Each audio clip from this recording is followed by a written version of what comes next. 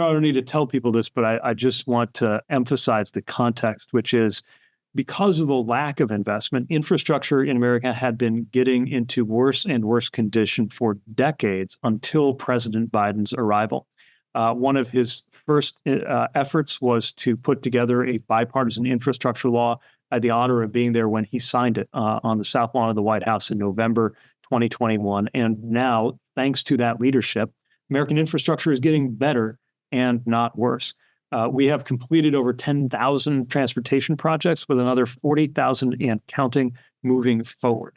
And today, we have the privilege and pleasure of announcing another $1.8 billion to fund 148 major transportation projects through our RAISE program.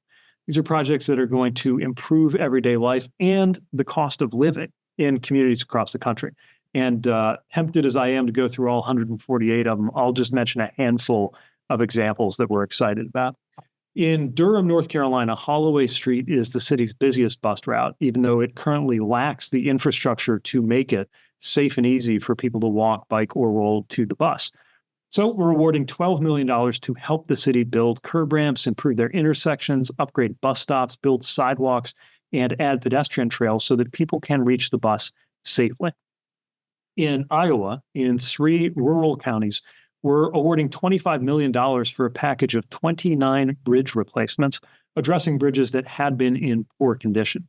The new bridges are going to make it easier for residents to get where they need to go. They're going to make it safer and more efficient for farmers to move their equipment and their products without long detours. And they're going to make it less expensive to move goods in this area, which is part of how we're investing in supply chains across the country, which in turn helps to lower the cost of goods. And in Menominee, Michigan, on the Upper Peninsula, a port essential to local businesses by both shipping and receiving commodities like pulp and pig iron is getting the improvements that it needs. It's had a deteriorating dock wall and lacks some of the rail infrastructure that's needed to efficiently, quickly, and reliably move more goods, which in turn means more heavy trucks need to move over that port in ways that put pressure on that infrastructure. So we're awarding $21 million to help reconstruct that dock wall, install rail spurs, and to increase the berthing and rail capacity to move goods. So those are just a few examples out of 148 projects that we're awarding today. And we're seeing more and more of the projects from our prior rounds of funding get into construction and toward completion, from Alaska to San Francisco. Some of these projects are not the multi-billion-dollar projects that drive national headlines, but every one of them is essential to the community where it's happening. And when you add up these and the other thousands and thousands of projects moving forward across the country, they add up to a national transportation system that is getting significantly safer, more sustainable, and more efficient to move both people and goods. And that goods part of it is a priority for President Biden. We were there in 2021 as supply chain disruptions caused by COVID led to inflation here and in every developed economy.